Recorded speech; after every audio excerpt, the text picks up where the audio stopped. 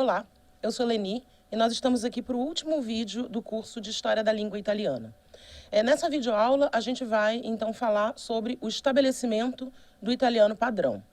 Como a gente viu na aula anterior, a questão da língua, que é estabelecida pelo Dante Alighieri, ela não se termina com ele, né? Pelo contrário, ela se arrasta por todos os séculos seguintes e só vai, de fato, ser resolvida na virada do século XIX para o XX. Então, só relembrando, o que é essa questione della língua, né? É o problema, digamos assim, colocado para os falantes de diversos dialetos ou diversos falares itálicos na península sobre a possibilidade de não mais se escrever em latim, mas se escrever na língua vulgar. O problema é, qual língua vulgar? Uma vez que em toda a península, durante todo esse período, a península foi muito dividida, né, em vários reinos, em várias repúblicas, e não se estabeleceu uma língua unificada padrão, né? Havia os falares diferentes dos vários lugares. Bem, durante o percurso dos séculos 17 e 18, aquela proposta que surge, então, lá no Trecento, né, no Quattrocento, em função da obra de Dante, Petrarca e Boccaccio, essa língua ela é considerada uma língua arcaica, porque ela é muito diferente da língua falada pela população, ela é uma língua lá do 1300, e essa postura conservadora foi muito debatida, né? Se aquela língua era a língua padrão para se usar, era o vulgar italiano, como usar esse vulgar que era já tão diferente da língua falada pelas pessoas? Em especial na época do Iluminismo, então a gente já está aí no século XVIII, essa questão é muito debatida e a língua italiana passa então a ser comparada com outras línguas europeias. Há muita influência de outras línguas europeias nessa questão, as pessoas observavam as outras línguas e tentavam adaptar a língua italiana a ela. A essas outras línguas, né? É nesse momento que entram também na língua italiana, ou nas línguas itálicas, em especial naquela que vai ser o padrão, muitas palavras de outras línguas europeias. Então, a lexicografia aumenta. Já no começo do século XIX, a gente tem o chamado Levante da Escola Purista, né? Que é um grupo de literatos e pessoas que estão pensando isso, ao retorno daquela academia, né, da La Crusca, ao levante da escola purista, que pretendia, de novo, fazer voltar a língua italiana ou a língua itálica à sua pureza, que seria, obviamente, o florentino trecentista, né, o florentino dos 1300. Contra essa visão linguística bastante arcaica, que era defendida pela Academia da Crusca e tal, né, se levantavam outros, como, por exemplo, talvez o nome principal seja o de Vincenzo Monti, né? Ele considerava que não se podia reduzir unicamente ao florentino antigo ou ao florentino moderno a língua italiana. O Monti, ele estava dentro do grupo que ficou então conhecido como dos classicistas, né?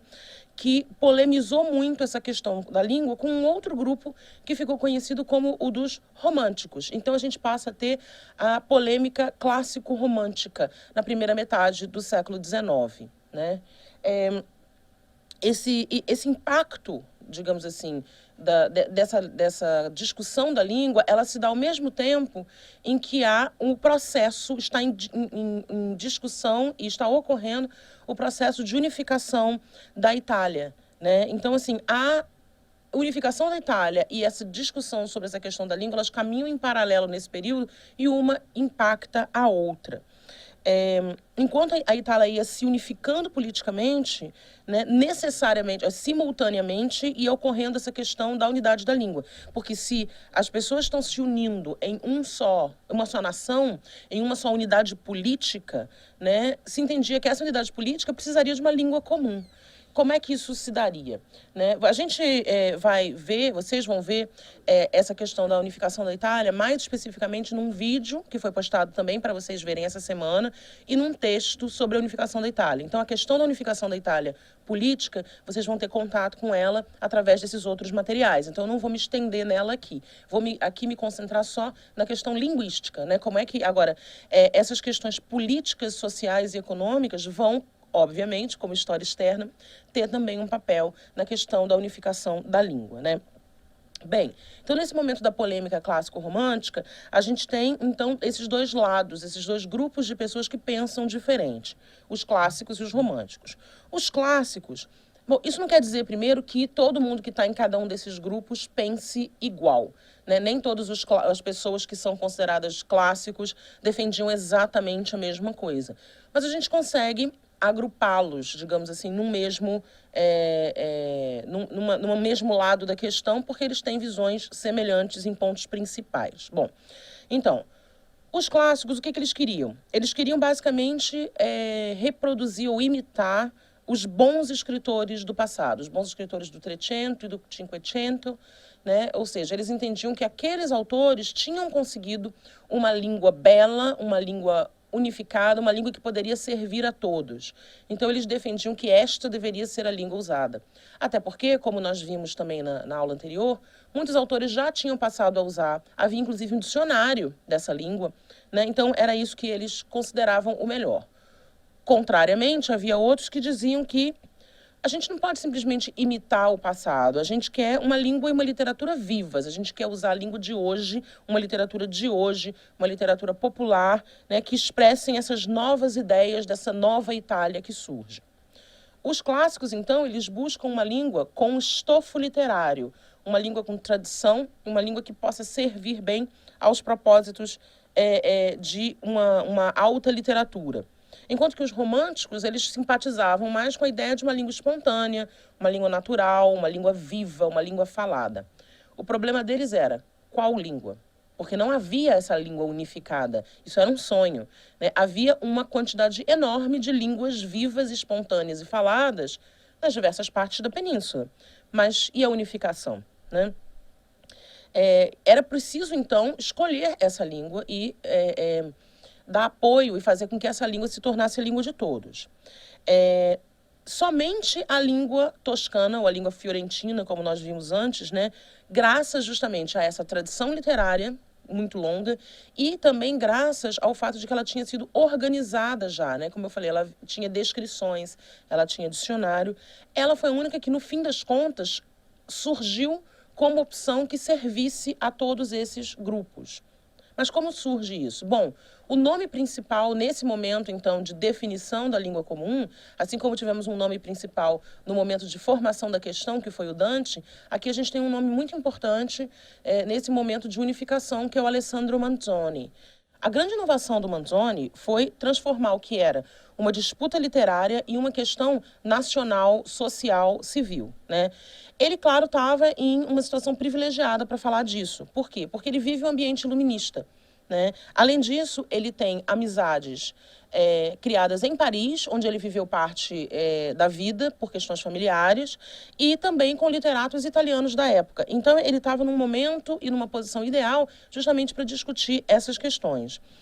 Ele foi um marco, então, na prosa. A obra principal que a gente observa dele em relação a isso é o livro I Promessi Sposi, que é uma obra que é, enfim, escrita na linguagem de Florença, mas não apenas usando a linguagem do Trecento, né? Ele usa essa linguagem literária, mas, ao mesmo tempo, ele vai a Florença e capta a linguagem falada em Florença, né? Esse escritor, que era milanês, isso é uma coisa importante de dizer, que, como nós vimos antes, muitas vezes a gente teve escritores florentinos defendendo o florentino. Não é o caso aqui, né? Alessandro Manzoni não era nem da Florença e nem mesmo da Toscana. Ele era de Milão. E ele foi o primeiro que, então, tenta aliar essas duas questões, unir a língua falada à língua escrita. Ele tenta dar conta de resolver o problema, tanto do ponto de vista dos classicistas, que buscavam, então, uma língua literária de valor e de tradição, como os românticos, que buscavam uma língua popular e falada que fosse capaz de refletir os anseios da, então, recém-unificada Itália, dessa jovem Itália, né? Isso a gente pode observar com clareza, né? É uma óbvia demonstração disso, a trajetória do próprio romance I Promessi Sposi. Esse livro ele teve, na verdade, 3 versões bem diferentes, no processo do próprio Manzoni de refletir e tentar resolver, também na discussão com outros literatos da época, a questão da língua, né? Então, assim como o Dante propõe a questão, o Manzoni é um dos responsáveis, ou o principal responsável pela resolução da questão. A primeira edição dessa obra, ela foi publicada no ano de 1821, né, e não tinha o nome Promesse Sposi, ele chamava Fermo e Lucia. E havia já nele uma inovação, né, que é o fato de que ele é escrito em dialeto milanês, mas ele inclui palavras do francês. Isso mostra já que o Manzoni estava nessa busca de uma língua literária adequada e ideal, sem se furtar de observar a língua em uso no tempo dele, né? Ou línguas em uso no tempo dele. Então, nesse primeiro momento, ele usa o milanês com elementos do francês. Ele, insatisfeito com isso, lança uma segunda edição do romance entre os anos de 1825 e 1827, em que ele busca aprimorar essa língua literária. E, ao fazer isso, ele passa, então, a escrever em toscano-milanese, né, que é uma língua muito mais livresca, digamos assim. Ele busca uma feição mais literária para a obra. A terceira e última edição revisada pelo autor é de 1840 e ele mostra, então, a insatisfação do Manzoni com a versão anterior, porque ele vai para a Toscana, ele viaja para a Toscana, onde ele busca, então, compreender melhor a língua falada na Toscana, o fiorentino da sua época. Ou seja, ele vai usar o toscano-fiorentino como uma língua de tradição literária, uma língua que tem bastante estofo literário, mas ele vai fazer isso ao mesmo tempo em que tenta trazer o toscano da época dele, da época em que ele está escrevendo, né? Então, ele busca conhecer esse dialeto falado na Florença, troca o título do romance, e então esse romance sai, essa edição sai com o nome I Promesse Sposi, Os Noivos, né? E ele, então, é considerado um legítimo representante da literatura da época, do romantismo. A história se passa no século XVII, são dois amantes que vivem muitos problemas, muito sofrimento para conseguir se casar. Então, assim, é uma obra que tem um duplo valor. Ele tem um valor que é um valor literário, né, como representante do romantismo italiano, mas, ao mesmo tempo, é uma obra que mostra esse esforço no estabelecimento da questão da língua, né? O Manzoni vive a época do Risorgimento. Vocês vão ler mais sobre isso no vídeo e no texto da semana sobre a unificação da Itália, então não vou entrar nos detalhes. Mas ele vive esse momento e ele é o que a gente poderia talvez chamar hoje de um patriota da unificação da Itália. Ou seja, ele é realmente uma pessoa que se põe vocalmente a favor dessa unificação, e ele faz isso também se preocupando com a questão da língua, né? Porque se você vai ter uma Itália unificada, para uma nação unificada, é necessário uma língua unificada. Então ele busca essa unidade linguística, né? É claro que ele representa, então, esse ambiente em que ele vive, né? O ambiente cultural milanês. Mas, ao fazer isso, ele busca, ao ser representante do ambiente cultural milanês, mas buscar o fiorentino e o toscano como uma língua padrão, com elementos da língua falada e tudo mais, ele está realmente estabelecendo uma proposta nova, uma proposta firme de estabelecimento de uma língua unitária para a península. É claro que essa proposta dele não foi aceita de pronto e de imediato por todos, né? É claro que ele vai enfrentar também pessoas que estão contrárias. Havia aqueles que eram contrários a essa proposta dele, né? Por exemplo, havia outros que diziam que a Península Itálica deveria buscar algo mais próximo da história linguística da França, ou da Alemanha, ou da Inglaterra, né? Apontavam esses outros exemplos a serem seguidos. Mas a gente sabe que a historiografia de cada país é diferente, ou de cada área é diferente. A historiografia italiana tem as suas peculiaridades, né? Havia um maior abismo, no caso da Península Itálica, entre a língua dos escritores e a língua falada pelo povo, do que havia, por exemplo, na Inglaterra, né, em outros lugares. Essa questão do dialeto de cada região era muito importante, ou seja, é uma extensão geográfica extremamente dialetada. Então, esses outros exemplos acabaram não servindo, e a proposta de Manzoni acabou sendo adotada lentamente, é um processo, né? A gente tem que lembrar que essas coisas nunca acontecem de uma hora para outra. Foi aos poucos adotada por muitas outras pessoas, né? Os séculos 19 e 20 vão ver, então, um lento, mas constante progresso dessa proposta do Manzoni, ou seja, uma língua que é baseada no toscano, baseada no dialeto florentino, mas ela é renovada na fala e ela agrega elementos de outras regiões, né?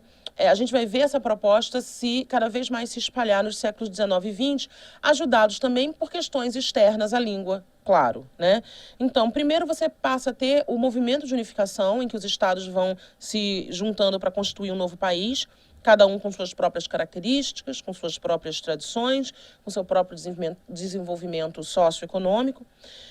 A gente já sabe, a gente viu isso nas aulas anteriores e no material que vocês leram, que essas diferenças muito grandes entre as diversas partes da Península Itálica são resultado, né, de dominações diferentes, de histórias diferentes em cada parte.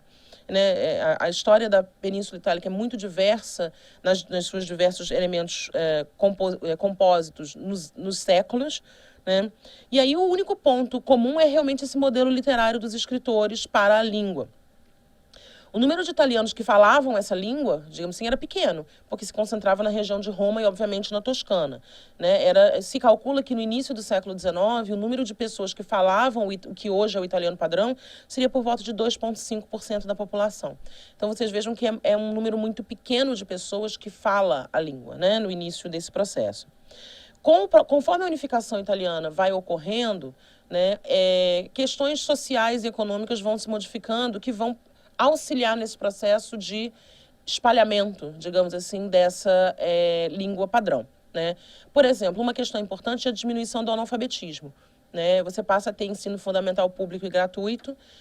Claro, isso não quer dizer que todos os professores nesse ensino estavam ensinando o toscano, né, ou estavam falando essa língua mais próxima da língua literária.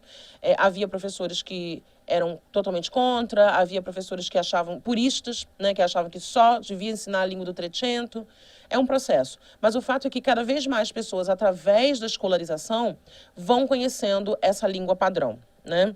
Então, a diminuição do analfabetismo e o aumento da escolarização da população é um elemento de unificação da língua, né? Porque essa língua ela passa a ser ensinada, então, nas escolas.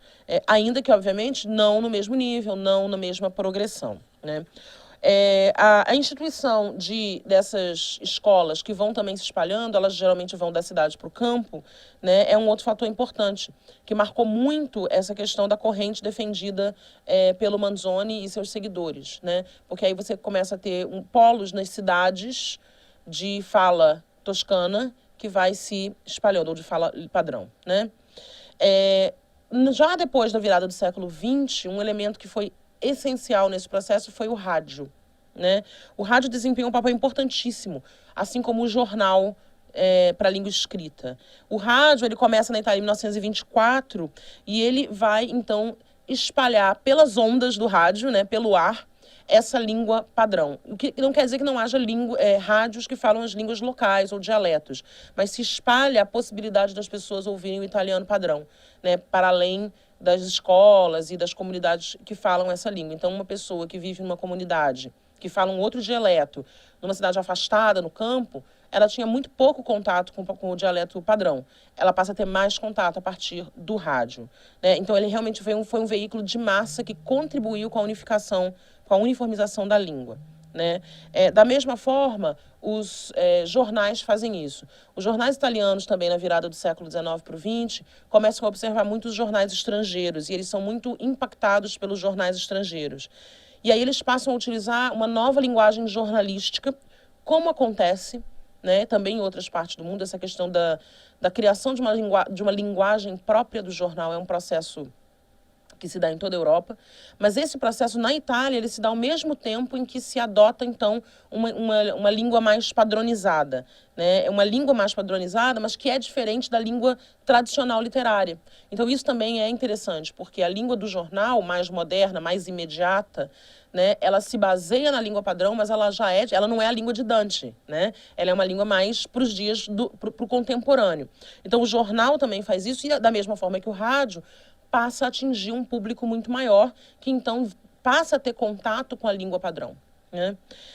Essa nova linguagem, né, ela passa a ser um fenômeno de massa e difundir a língua toda, e chega também na televisão. Então, quando a televisão surge na Itália em 1954, isso determina uma mudança muito grande social, né, e linguística, porque, de novo, a televisão passa a levar a língua padrão para todas as casas.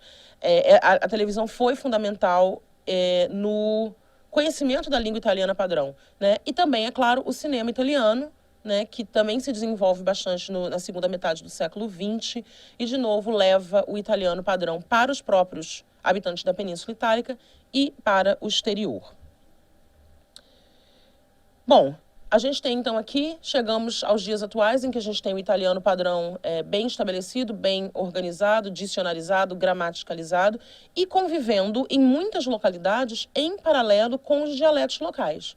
Né? É claro que se a gente for esmiuçar a história do século XX, a gente vai ver uma história de lutas, de estabelecimento da língua padrão e de tentativa de não assassinato das línguas locais, né? Isso vai variar de político para político, de época para época. Há momentos em que as línguas locais são consideradas inferiores e piores, num processo muito semelhante como daquele que a gente viu, por exemplo, em relação ao latim e os falares vulgares e os romanços, quando eles surgem, né? Quer dizer, o latim é considerado a única língua digna.